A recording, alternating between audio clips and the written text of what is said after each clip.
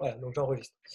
Donc vous vous souvenez, on avait traité l'expression des gènes. Qu'est-ce que ça signifie l'expression des gènes dans, en fait, dans les grandes lignes, c'est assez simple, hein. Ça concerne avant tout bien ça concerne pas la réplication. Ce que je veux dire, c'est qu'il faut bien distinguer l'expression des gènes de leur réplication. Chez le schéma, le dogme central, vous vous souvenez, c'est que on a un ADN, voilà, un ADN double brin.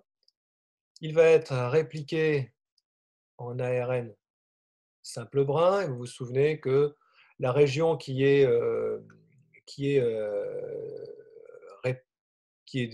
exprimée, enfin qui est transcrite, elle est contrôlée par un promoteur. Elle est initiée au niveau d'un site d'initiation qu'on appelle le plus 1, elle se termine au niveau du terminateur. Donc toute cette partie-là est transcrite en ARN. En ARN, et puis cet ARN est ensuite traduit en protéines. Alors pour qu'il soit traduit en protéines, il faut qu'il soit reconnu comme un ARN particulier qu'on appelle l'ARN messager. Alors pour qu'il soit reconnu comme un ARN messager, eh bien, dans sa région 5', eh bien, on va trouver des éléments particuliers qu'on appelle le ribosome binding site, qui fait que, voilà, revoilà Nanook. Alors, le ribosome binding site fait qu'en fait, une partie qui est reconnue ici entre un AUG et un codon stop va être traduite. Voilà. Donc après, la partie traduite va donner naissance à une chaîne polypeptidique, un enchaînement les uns derrière les autres, qui va ensuite prendre une forme 3D particulière. Et cette forme 3D particulière, ça va être la protéine mature. OK. Donc ça, c'est le dogme central qu'on avait vu chez les prokaryotes. Donc, transcription, traduction, maturation. Et notre cours d'aujourd'hui portera surtout sur la partie transcription. Pourquoi? Parce qu'en fait, au niveau de la régulation, vous vous souvenez que je vous avais expliqué qu'en fait, la machinerie qui permet de traduire, donc qui met en jeu un ribosome et tout un tas de facteurs d'élongation, d'initiation, de terminaison de la traduction, c'est un énorme coût énergétique. Donc il y a un delta G très très très inférieur à 0. C'est énormément consommateur d'énergie, la traduction. Il faut fabriquer ces chaînes qu'on appelle des polypeptides. Et en fait, l'essentiel de la régulation, il va porter ici sur la transcription. La transcription, elle met en œuvre une ARN polymérase, elle met en œuvre des facteurs de contrôle, effectivement, mais l'essentiel… Oui, voilà. Mais l'essentiel de la régulation donc, porte sur la transcription. En gros, quand un ARN messager est transcrit, il y a de très fortes probabilités qu'il soit traduit en protéines, et donc ça va coûter de l'énergie à la cellule. Donc, quelle que soit la cellule, vous avez des systèmes qui permettent de réguler la transcription. Alors, on avait vu que chez les prokaryotes, eh bien, les ARN étaient organisés en polycistrons, d'accord? Vous vous souvenez, on avait un promoteur, un initiateur, hein, là, vous avez ça bien en tête maintenant, qui va coder pour un seul ARN, mais cet ARN va porter des starts et des stops, des starts et des stops. Voilà, et donc avec un seul ARN, vous pouviez coder plusieurs protéines. Donc là, voici, vous reconnaissez ici le schéma classique de l'opéron lactose avec ces trois protéines. Là, sur le gène Z, la bêta-galactosidase, sur le gène Y, la perméase, et puis sur le gène A, la transacétylase. Voilà, donc le modèle eucaryote. Et bien, ce que je vous propose aujourd'hui, c'est d'aller voir un peu ce qui se passe du côté des eucaryotes. Il faut bien comprendre que, bien, il y a beaucoup de similitudes, mais il y a aussi pas mal de différences, hein. Donc, ça va être le cas aujourd'hui de l'étude de cette fameuse transcription chez les eucaryotes. Alors, je vais partager l'écran sur autre chose, sur les documents, et puis je vous montrerai un peu ce qui est important dans ces documents et ce qui l'est moins, hein. Le texte fait 14 pages, c'est pas, hors de votre portée, vous avez été habitué à bien plus. Voilà. Alors voilà, vous devez avoir sous les yeux normalement non pas le cours, mais les illustrations. Vous avez le document 1 avec les ARN de la cellule? Ouais. Ouais? Oui, c'est bon, ça marche. Ouais, super, merci. Alors, les ARN de la cellule. Effectivement, l'histoire commence toujours par l'ARN, la séquence codante. Enfin, non, pardon, excusez-moi. L'histoire commence par l'ADN, comment est organisé l'ADN. Et ces ADN, en fait, vont, vous vous souvenez, l'initiateur, où se trouve le promoteur, eh bien, en aval du codon +1, vous avez des ARN messagers. Alors, juste pour vous rappeler que les ARN messagers ne constituent pas la majeure partie des ARN, hein. C'est souvent une petite erreur d'appréciation. En général, vous avez très peu d'ARN messagers. Les ARN messagers ne représentent que 5% des ARN totaux chez les eucaryotes. Les ARN ultra-majoritaires, ce sont les ARN ribosomiques, hein, qui permettent ceux qui sont associés à des protéines au niveau des nucléoles pour fabriquer les ribosomes. Et puis ensuite, vous avez les ARNT. Les ARNM viennent ensuite. Et après, vous avez des petits ARN nucléaires qu'on va trouver dans le noyau. Donc les small nuclear ARN, qui sont des ARN de régulation. Et en fait, on s'aperçoit que ces small ARN nucléaires sont très, très, très importants pour l'expression des gènes. En particulier, ils sont responsables de l'épissage des ARN. Alors, aujourd'hui donc, on s'intéressera essentiellement aux ARN messagers. Alors, ces ARN messagers, chez les eucaryotes, ils sont assez particuliers, ils sont orientés de 5' vers 3'. Ils ont peu de structures secondaires. Voilà, vous voyez ici un exemple d'ARN ribosomique, où là, vous avez beaucoup, beaucoup d'associations, c'est-à-dire que les ARN ribosomiques ou les ARN de transfert ont des formes 3D tridimensionnelles assez caractéristiques. Ils forment, si vous voulez, comme des charpentes sur lesquelles vont s'associer des protéines pour former les ribosomes. Et je vous avais dit que ces ARN ribosomiques avaient des activités catalytiques. Ce sont des protéines qui sont, pardon, justement, ce sont des molécules à activité catalytique différentes des protéines. Donc les ARN ribosomiques, ce sont des ribozymes. Les ARN messagers sont beaucoup plus simples. Vous voyez qu'en fait, ils ont toutes les caractéristiques d'une molécule qui va être lue. Elle est linéaire, elle peut être on va voir comment elle est exprimée dans les cellules. Vous avez une région 5', une région 3', et puis là, ce qui est montré ici en jaune, c'est la queue polyarme des ARN messagers chez les eucaryotes. On y reviendra sur cette structure. Alors la suite, voilà. Ici, vous avez sous les yeux une représentation d'un promoteur. Alors le promoteur, je vous rappelle que c'est la région où va se fixer l'ARN polymérase et au niveau de laquelle vous allez avoir l'ouverture de l'ADN pour commencer à construire les ARN messagers. Donc là, on est sur de l'ADN. On a ici les différents éléments à connaître d'un promoteur eucaryote, un peu plus compliqué que chez les eucaryotes. Vous avez une partie initiatrice, c'est là que va avoir lieu l'ouverture de l'ADN, et où va commencer la synthèse de l'ARN messager. Le plus sain, c'est donc celui qui va donner le premier nucléotide de l'ARN messager. Attention, ça n'est pas du tout le codon start, c'est l'initiateur de la transcription. Puis vous avez en aval de tout ça une Tata Box et un système de fixation du TF2B. C'est un élément de reconnaissance, c'est un facteur de transcription, d'initiation de la transcription. Alors voilà, à ce niveau-là, vous avez l'ARN polymérase. Imaginez une espèce de gros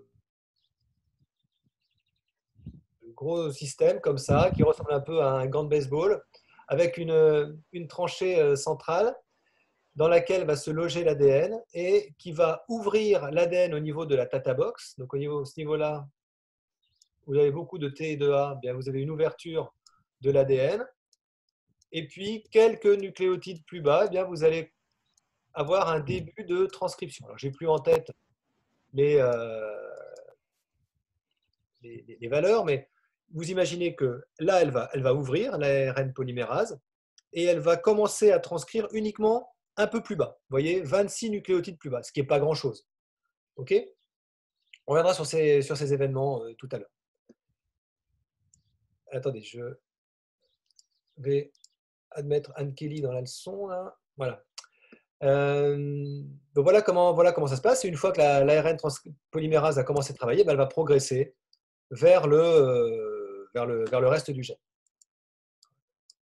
Voilà. Alors, continuons. L'organisation de l'ADN, on le verra ailleurs. On va juste avant parler des conventions d'écriture. Alors, vous vous souvenez que sur un ADN, on a un brin sens, un brin antisens, un brin transcrit. Tout ça, il faut que vous ayez en tête les différences et puis les conventions d'écriture. Donc, ce qu'on appelle le brin matrice, il est toujours orienté 3' vers 5', ok, en bas. Donc, le brin matrice, c'est celui qui va être sur lequel l'ARN polymérase va avancer. D'accord? Mais elle va lire le brin sens, qui est le brin du haut. Donc, le brin sens ou le brin codant ou le brin plus, c'est celui du haut. Son image en ARN, donc où les T sont modifiés en uracile, eh bien, c'est la même écriture. Donc, le brin transcrit a la même séquence que le brin sens. Brin transcrit, brin sens, c'est la même chose. Voilà. Donc, toutes ces notions-là, la matrice, c'est le complémentaire du codon. Alors, j'ai des petits soucis. Anne Kelly n'arrive pas à se connecter. Voilà, je ne sais pas comment faire. Ouais. Voilà. Essayez de lui donner une explication en off à Anne Kelly parce que je n'arrive pas à l'admettre. Je clique sur le bouton, mais au final, elle est.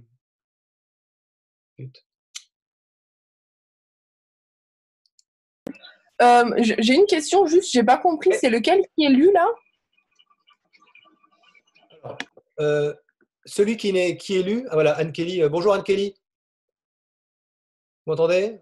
Ouais, je sais pas. Bon, alors, celui qui est lu, c'est. Alors, qu'est-ce que vous entendez par lire? Lire, celui qui est lu.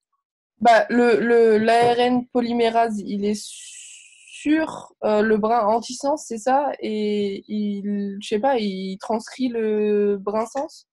Voilà, c'est ça. Alors, elle va, si vous voulez, elle va lire le brin antisens et elle va associer le complémentaire de l'antisens.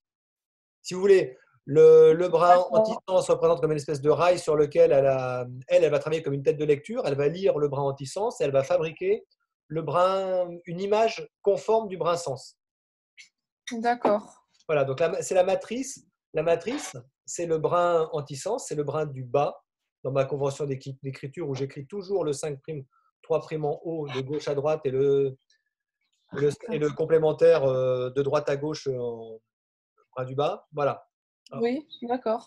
ça va Merci. ou pas là, l'explication? On y reviendra sur cette écriture, mais c'est important de savoir de quoi on parle. Donc, n'hésitez pas de me reposer la question par la suite. Et ce qu'on appelle le transcrit, c'est aussi ce qu'on appelle un ARN messager. Donc, c'est un peu compliqué. Quand on parle du transcrit, le transcrit, souvent, ça correspond à un ARN.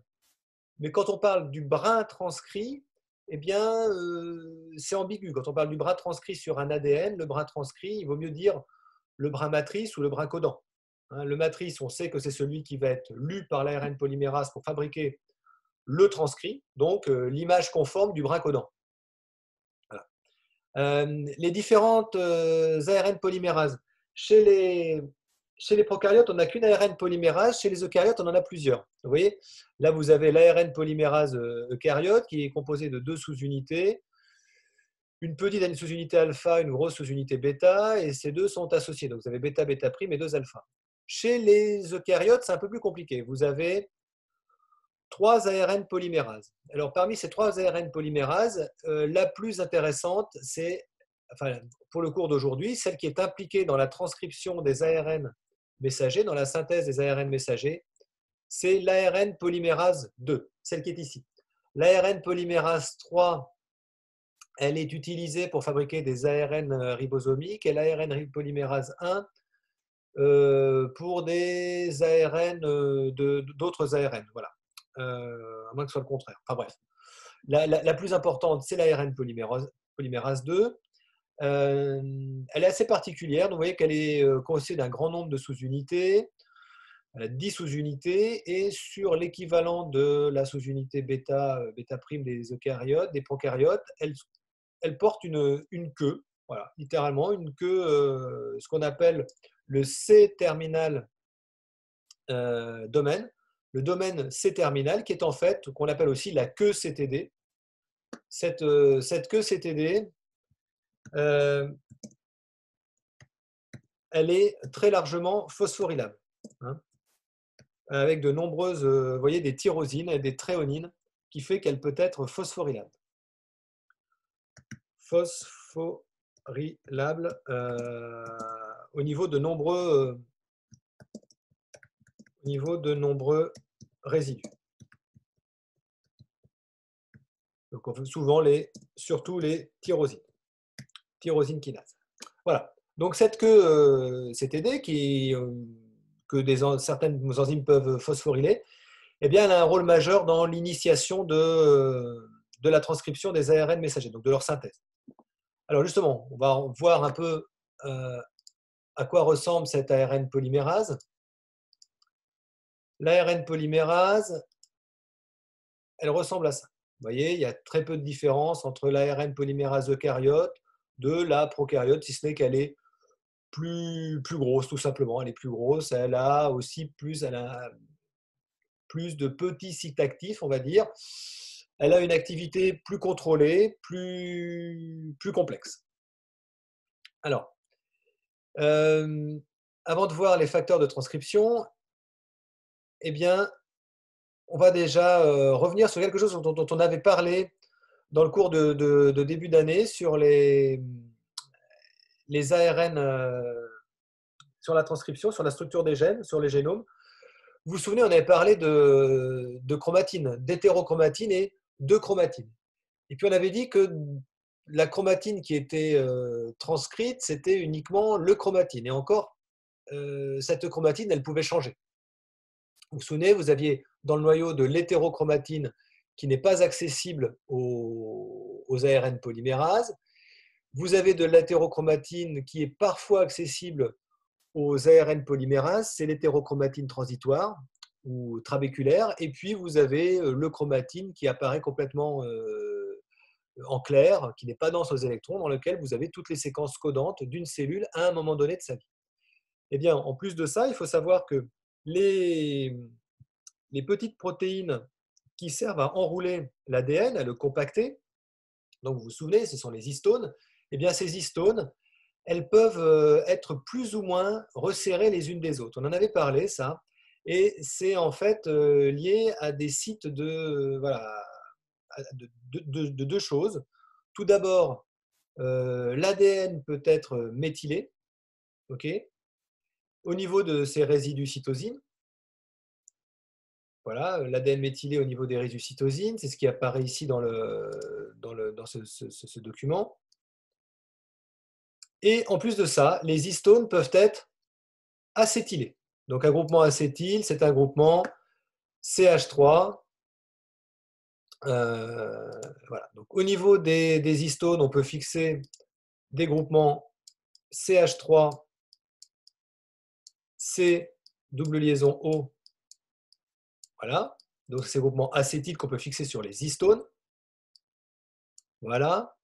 Et on peut aussi fixer sur l'ADN, au niveau des cytosines, eh bien, des groupements méthyl, CH3. Alors, quand l'ADN est méthylé au niveau des cytosines, certaines cytosines, et que les histones sont acétylés, eh bien l'ADN est accessible. Et par endroits, donc c'est ce qu'on figure ici, il est switch on, et à d'autres endroits, il est switched off. Okay, il n'est pas accessible. Donc voilà, ça c'est un premier niveau d'accessibilité des gènes. Donc les gènes qui vont être transcrits, il faut déjà qu'ils se trouvent eh bien, dans le chromatine. Si on n'est pas dans le chromatine, on ne peut pas être transcrit. Et en plus de ça, eh bien, il faut que l'ADN soit accessible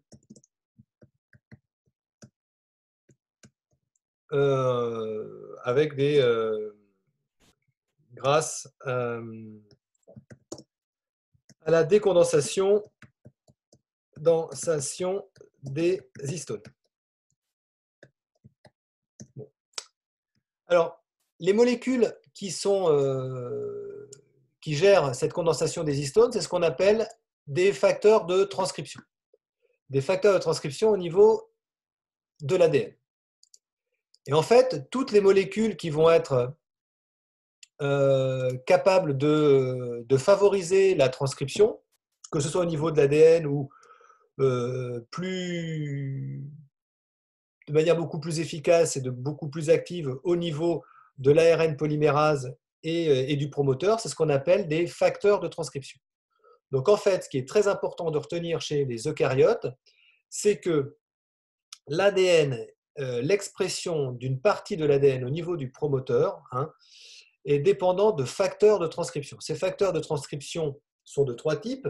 Ceux qui agissent au niveau des histones, là, d'accord.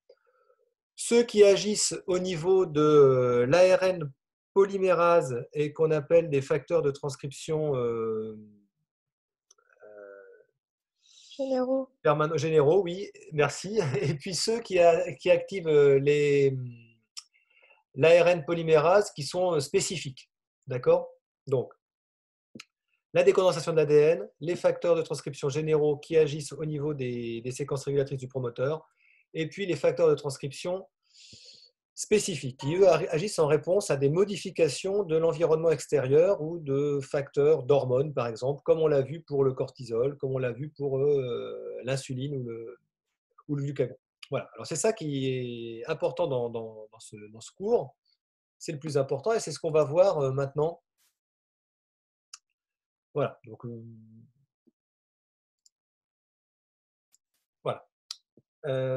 Juste pour vous dire que l'initiation aussi, la transcription, elle se fait en 3 étapes, l'initiation, l'élongation et la terminaison. Ces 3 termes-là, initiation, élongation, terminaison, on les reverra aussi pour ce qui est de la réplication de l'ADN et aussi pour la traduction. Donc, vous vous rappelez les différentes étapes. Au niveau de l'initiation, l'ARN polymérase qui court, si on peut dire, qui glisse sur l'ADN, va se coller au niveau d'un promoteur. Si ce promoteur est accessible, donc si les histones sont décondensées, s'il y a les bonnes méthylations d'histones, s'il y a les bonnes acétylation d'histones et méthylation de l'ADN, et si en plus, eh bien, au niveau du promoteur, vous avez des facteurs de transcription généraux qui n'apparaissent pas ici. Ces facteurs de transcription généraux, bien, ils vont indiquer, ça ne se voit pas bien là, ils vont indiquer à l'ARN polymérase, fixe-toi ici. Vous voyez ici, voilà, là. Donc le plus connu de tous, c'est le TF2B, le facteur TF2B, qui va dire à l'ARN polymérase, arrête-toi, ici il y a un gène à transcrire. Alors, l'ARN polymérase, elle s'arrête, elle reconnaît à ce niveau-là un promoteur. Okay, elle sait qu'elle peut travailler, mais elle ne travaillera pas tant qu'on ne lui aura pas donné l'ordre de le faire. Et pour ça, on verra qu'il y a le contrôle de la queue CTD qui joue un rôle très important. Alors, je vais revenir au schéma de mon ARN polymérase. Non, ce n'était pas celui-là. Du gène. On a une ARN donc polymérase qui reconnaît le site promoteur et qui va ensuite devoir initier la transcription. Alors, sur ce schéma ici, vous voyez qu'en fait, chez les eucaryotes, la situation est un peu plus complexe que chez les prokaryotes. Vous reconnaissez bien là la boîte Tata où va avoir lieu l'ouverture. Vous voyez ici un élément sur lequel va se fixer le facteur TF2B. Et puis, vous avez d'autres facteurs sur lesquels vont se fixer, enfin d'autres séquences consensus sur lesquelles vont se fixer d'autres facteurs de transcription généraux. La CAT-box et d'autres. D'accord, le CRE pour le cortisol. Et puis, en amont et en aval, vous avez d'autres régions qui sont aussi importantes, mais qui sont moins à connaître que les majeures, que sont là, donc le plus 1 au niveau de l'initiation de la transcription, le plus 1 ici, dont j'ai parlé tout à l'heure. La Tata Box à environ 30 paires de bases plus bas, le site de fixation de TF2B, et puis d'autres facteurs de fiction de l'ARN polymérase. Et en gros, l'ARN polymérase, elle va se fixer ici. Voilà. Elle se fixe à ce niveau-là. Et elle va pouvoir travailler et progresser à partir de là, donc en produisant l'ARN à partir du plus 1 qui se trouve ici. Voilà. Les autres sont moins importants. Voilà. Je passe. Initiation, donc on l'avait ici. Vous voyez là, TF2B Recognition Element, donc B Recognition Element juste à côté de la Tata Box. Les éléments downstream, donc les éléments plus bas, c'est moins important. On va voir maintenant comment, alors excusez-moi pour la progression, là, ça fait un peu rapide. L'initiation de la transcription chez les eucaryotes, donc il est absolument hors de question pour vous de reconnaître tout ça. Retenez juste que vous avez des facteurs de transcription généraux qui se fixent au niveau du promoteur, que l'ARN polymérase se fixe associé à ces facteurs de transcription généraux. Vous les voyez ici, là, cette espèce d'agglomérat de facteurs de transcription qui se fixent sur le promoteur. L'ARN polymérase se fixe en aval de tout ça, et en plus, elle est reliée à ce facteur grâce à sa queue CTD. Alors, voilà la situation au niveau d'un promoteur avant que la transcription n'ait lieu. Alors, qu'est-ce qui va déclencher la transcription? Eh bien, c'est le médiateur qui provoque qui est le vrai déclencheur de la transcription. Alors, ce médiateur, c'est une protéine de haut poids moléculaire, il n'y a pas d'ARN là-dedans. Elle va se fixer sur l'ARN polymérase, okay, donc elle est souvent associée à l'ARN polymérase, et elle va recevoir des ordres de ce qu'on appelle des séquences éloignées, enhancer et silencer. Donc on en avait déjà parlé de tout ça, et je voudrais vous rappeler aussi à ce niveau-là que ces enhancer et silencer sont ce qu'on appelle des éléments d'activation en 6.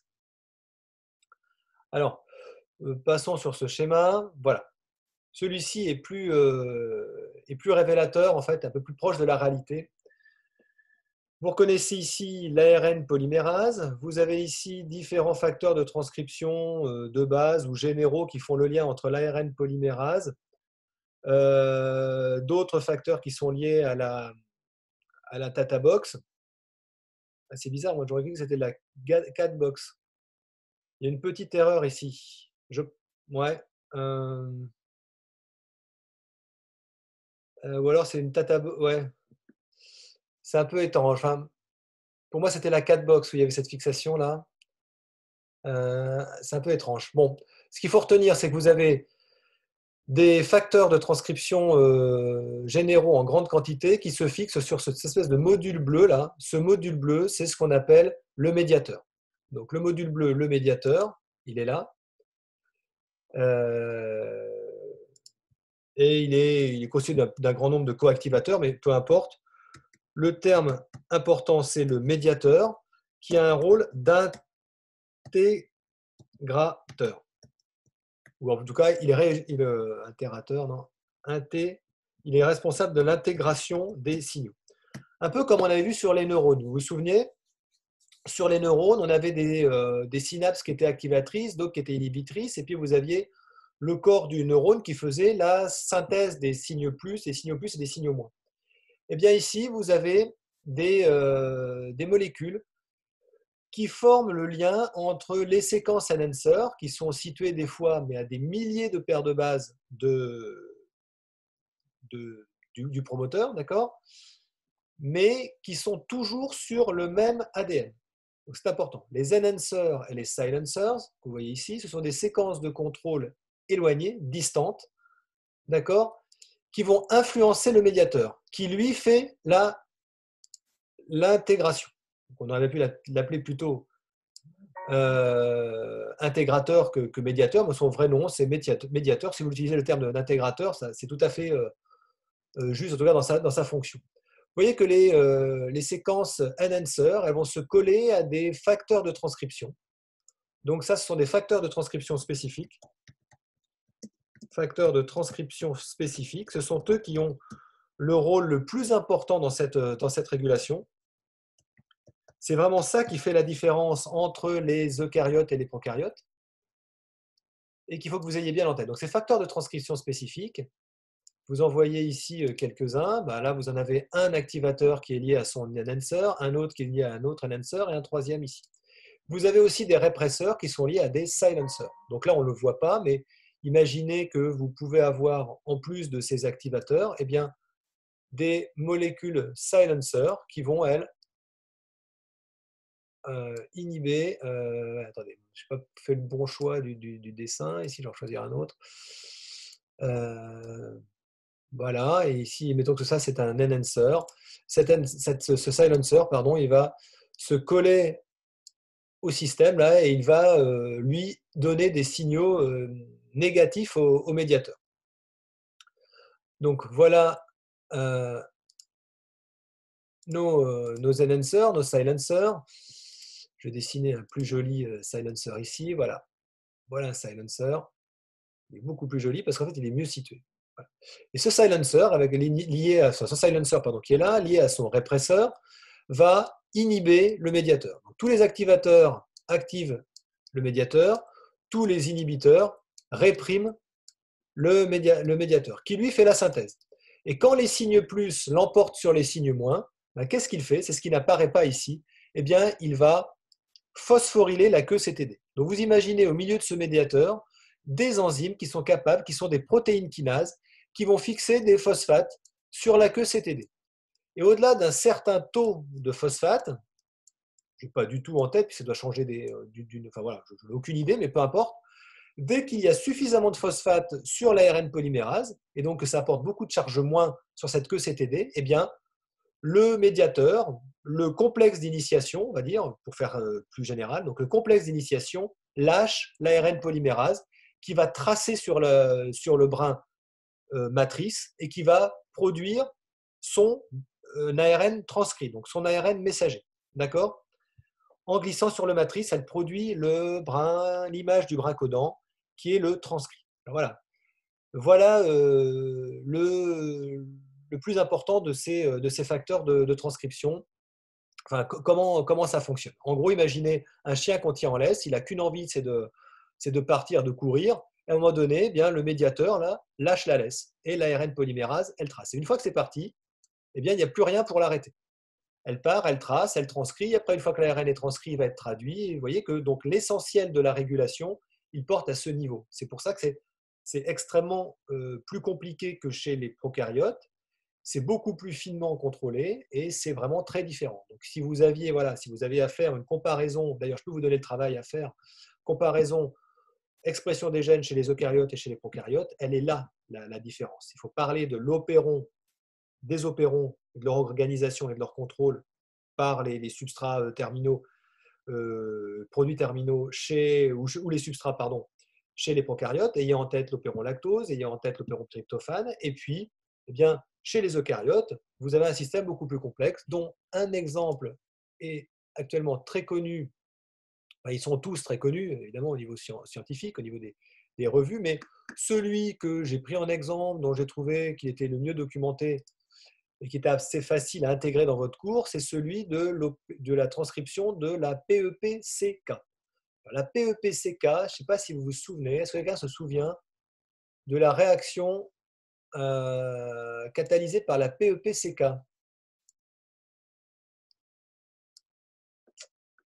Non? La PEP phosphoénol pyruvate carboxykinase. C'est pas l'inverse, c'est quand on veut faire l'inverse de la glycolyse, ça? Voilà, Quand voilà, on veut la remonter? exactement.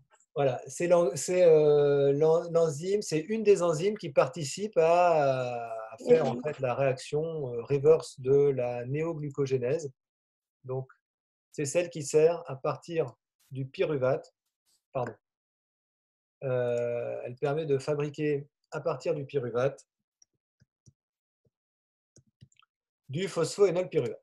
Donc, elle est impliquée dans la néoglucogénèse. Donc, la néoglucogénèse, vous vous souvenez, c'est le travail opposé de celui de l'insuline.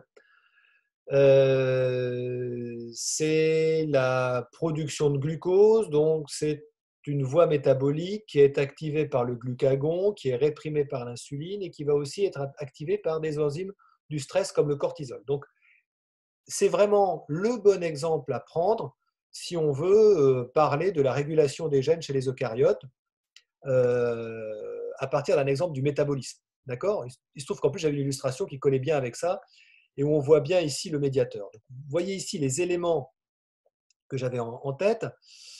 L'ARN polymérase. Oui, donc c'est moi qui ai. Je crois que je ne me suis pas bien exprimé tout à l'heure. L'ARN polymérase, elle est retenue par un complexe d'initiation sur lequel se greffe le complexe, le médiateur qu'il a et apparaît un peu derrière, mais c'est au niveau conceptuel, ça va très bien. Et donc la Tata Box, effectivement, elle n'est pas au niveau de l'ARN polymérase proprement dit. Et vous avez ici l'initiateur de la transcription. Il faudrait que je revienne plus précisément sur ce. Voilà, vous avez ici le complexe d'initiation. Complexe d'initiation de la transcription. Voilà. Qui est activé ou inhibé ou réprimé par le médiateur. Alors vous voyez que ce médiateur, lui, il est activé par des facteurs de transcription, enfin il est en relation avec des facteurs de transcription qui sont de différentes formes. Alors vous avez certains de ces facteurs de transcription qui sont des protéines qui sont activées par toute une chaîne de protéines kinases. Vous vous souvenez, par exemple, dans le cas du glucagon, ici, le glucagon est reconnu par un récepteur transmembranaire qui va activer une voie de transduction qui va se traduire par l'apparition d'AMPC, l'adénate cyclase qui produit de l'AMPC, qui vont activer des protéines kinases en diverses, des protéines kinases A qui vont activer tout un tas de protéines, dont des protéines, des facteurs de transcription spécifiques. Vous les voyez ici phosphorylés. Ils interagissent entre le cortisol responsive element, qui est de l'ADN, cortisol responsive element, et le médiateur. À l'opposé, vous avez l'insuline, qui interagit par l'intermédiaire d'un récepteur transmembranaire, par une voie de transduction qui utilise la phospholipase C, le fameux IP3 plus DAG, bon, peu importe. En tout cas, elle va inhiber le récepteur au cortisol. Donc, je ne sais pas, essayez de fixer les différents éléments. Vous avez le glucagon qui va activer la voie par l'intermédiaire d'un facteur de transcription spécifique activé par phosphorylation. Vous avez d'autres enzymes, d'autres hormones comme l'insuline qui va gêner la fixation du récepteur au cortisol. Vous vous souvenez que le cortisol, lui, est une hormone, corticoïde. C'est un dérivé pardon, le corticoïde, c'est pas ce que je voulais dire. Évidemment, c'est un corticoïde, c'est le summum du corticoïde. Le cortisol, c'est une hormone stéroïde. Donc, l'hormone stéroïde, elle se lie sur un récepteur intracellulaire. Ce récepteur intracellulaire va se diriger directement au niveau du noyau, va aller au niveau du noyau et c'est lui-même qui va interagir entre le glucocorticoïde responsive element, là, le GRE, et puis le médiateur. Lui aussi va activer. Donc, vous voyez que ce soit dans une situation de jeûne, enfin, entre les repas, on va dire, où le glucagon va avoir tendance à activer cette hormone, cette enzyme de la synthèse de l'enzyme de la néoglucogénèse, à bas bruit, on va dire, d'accord, dans les cellules de foie. Là, on est vraiment dans des cellules de foie, évidemment, puisque vous avez un récepteur au glucagon. Dans des situations de stress plus prononcées, bien, à cette action du glucagon, vous avez l'action du cortisol, qui lui, le cortisol, rentre dans la cellule, se lie à un récepteur intracellulaire qui va se diriger dans le noyau, qui va aussi activer qui va suractiver la transcription de ce gène. D'accord? Si on mange, eh bien, on se place dans une autre situation. Dans le cas de la situation où on mange, vous avez synthèse d'insuline et l'insuline, elle, va venir bloquer la fixation du récepteur au corticoïde. Donc, vous avez aussi ici un contrôle de l'expression des gènes par des médiateurs extérieurs qui sont des hormones, l'insuline, le cortisol, le glucagon. Le glucagon allant dans le même sens que le cortisol ayant peut-être une action encore plus forte que celle du glucagon, puisque c'est dans une situation de stress. Voilà. Donc tous ces éléments de contrôle de l'ARN polymérase, de la transcription, donc, eh bien, vous les retrouvez ici sur l'ADN. Ce que vous avez là sous les yeux, c'est la molécule d'ADN du gène de la PEPCK. Vous voyez que c'est compliqué. Le gène de la PEPCK, il commence là, au plus 1. Okay. Son promoteur, il est juste au-dessus. Ici, là. Voilà, ici, tout ça, c'est le promoteur. Okay. Et vous avez plein de séquences éloignées, créées, qui interagissent avec le glucagon. On va retrouver ici Gray pour le cortisol. Ça, ce sont des séquences enhancers. Et vous avez aussi des séquences silencers qui n'apparaissent pas ici. Voilà. Donc voilà pour cette illustration du contrôle des gènes chez les eucaryotes. Alors, tout à l'heure, je vous avais parlé de régulation cis et de régulation trans. Eh bien, ici, vous avez des séquences d'ADN qui participent à la régulation d'un gène en aval, mais sur la même molécule. Donc, la régulation par ces facteurs de contrôle du gène, c'est ce qu'on appelle une régulation en cis, parce que ces éléments sont situés sur la même molécule d'ADN que le gène.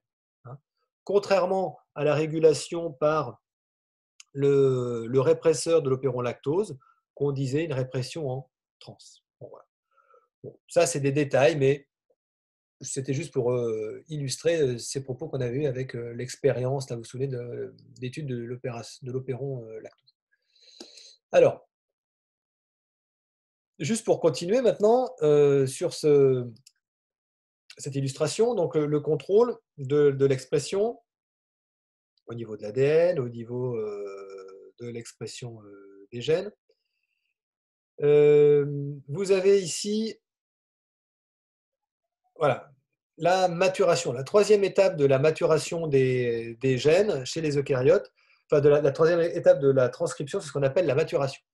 Je voulais juste avant ça vous parler de parce que je viens de voir ce schéma-là.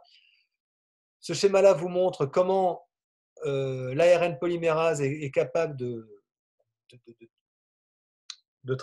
transcrire, pardon. Donc c'est ce qu'on appelle l'élongation de la transcription. Elle est capable de corriger ses erreurs, c'est ce qu'on appelle de l'editing. Donc l'élongation, quand elle fait une erreur, elle est capable de la corriger, ce qu'on appelle de l'editing. Elle est capable de s'arrêter et de revenir en arrière pour corriger son erreur. Voilà, et puis à la fin, elle se décroche. Et donc, c'est la terminaison. Elle se décroche au niveau où elle va rencontrer un certain nombre de bases A, enfin des séquences consensus qui constituent le terminateur. Vous verrez dans le cours papier, c'est plus détaillé, évidemment. Alors, je voulais juste vous dire que ce schéma-là, il est juste parce que là, vous avez des ADN qui sont bien orientés, de 5' vers 3' en haut, 5' vers 3' en bas. D'accord? Et donc, votre ARN, lui, il est 5' ici et 3' OH. Donc, tout ça, ça obéit aux conventions d'écriture. Mais celui qu'il y a dessous, là, j'aurais dû l'éliminer. Et en général, je l'élimine dans les versions, voilà. Mais là, je ne l'avais pas éliminé. Donc, ce schéma-là, ne le prenez pas en mémoire. Enfin, ne l'apprenez pas parce qu'il est mal orienté. D'accord? Donc, faites attention. Vous voyez bien qu'il n'est pas faux en soi, mais c'est juste qu'il ne peut que vous embrouiller parce que les conventions d'écriture ne sont pas respectées. Voilà. Alors, la dernière étape de la synthèse des ARN messagers chez les eucaryotes, c'est ce qu'on appelle la, maturation. Alors, je vous rappelle juste que la synthèse de l'ARN, elle se fait toujours de 5' vers 3'. On est d'accord, on verra ça avec les ARN polymérases, on en avait déjà parlé au premier semestre. Alors, la maturation des transcrits chez les ARN eucaryotes. Alors ça, c'est hyper important. Ici, vous voyez notre ARN polymérase 2 en train de travailler avec sa queue de CTD phosphorylée, son ARN qui progresse le long de l'œil de transcription. Et puis, vous avez des séquences qu'on appelle des exons qui vont être conservés dans l'ARN messager mature et des séquences qu'on appelle des introns qui, elles, sont éliminées. Alors, l'élimination des introns, c'est ce qu'on appelle de l'épissage. Voilà. Alors, voilà ici notre ARN en cours de synthèse. Cet ARN en cours de synthèse, au niveau de sa partie 5', eh bien, va se retrouver coiffé, c'est-à-dire on va lui coller, enfin, une enzyme particulière qui se greffe sur le complexe de transcription là, va fixer une coiffe, une cape en anglais, qui est composée d'une guanosine méthylée. Donc, vous avez une guanosine méthylée au début de l'ARN. Voilà. Pendant que se fait la transcription, eh bien, vous avez un épissage avec un lien à enfin, c'est catalysé par une protéine qui est associée à l'ARN polymérase et qu'on appelle le spliceosome. Donc, le spliceosome, on n'a pas vraiment de mots en français pour faire ça, ou le complexe d'épissage. On va dire complexe d'épissage. Ce spliceosome, il est capable de reconnaître des séquences particulières de part et d'autre des exons, des introns si vous voulez, et d'éliminer ce qu'il y a entre ces séquences consensus. Donc voilà. Le spliceosome, il va reconnaître un exon, ici. Il va surtout reconnaître ici qu'il a affaire à un intron, et il va découper tous les introns, il va enlever tous les introns au fur et à mesure qu'ils sortent de l'ARN polymérase. Okay, enfin, une fois qu'ils sont sortis, un peu après, il les reconnaît, il les transforme en lasso et il les élimine. Tout ça, c'est détruit. D'accord? Donc, poubelle. Voilà. On élimine ça. Et à la fin, qu'est-ce qu'il nous reste? Eh bien, il nous reste un ARN qui est capé, ici en position 5', qui est épicé, dans lequel on ne retrouve que les exons.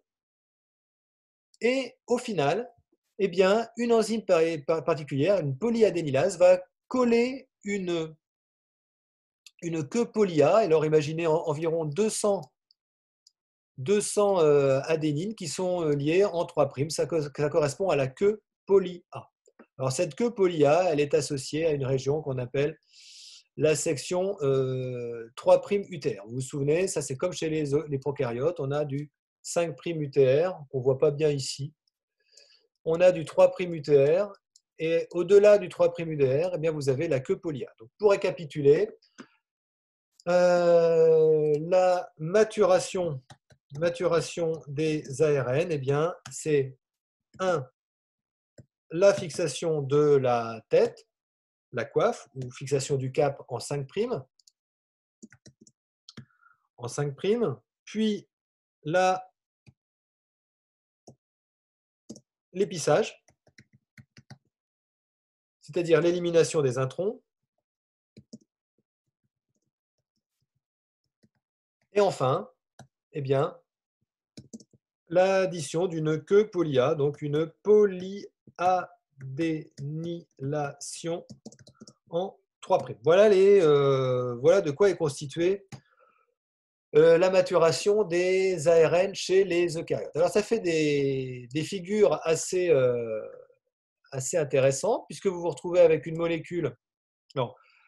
Ce qui est important avec cette maturation, ça permet de faire un contrôle qualité de l'ADN. Vous vous souvenez des ARN, pardon. Vous vous souvenez quand les ARN sont fabriqués à l'intérieur du noyau, eh bien, ils sortent du noyau, ces ARN, et ils vont se retrouver donc avec une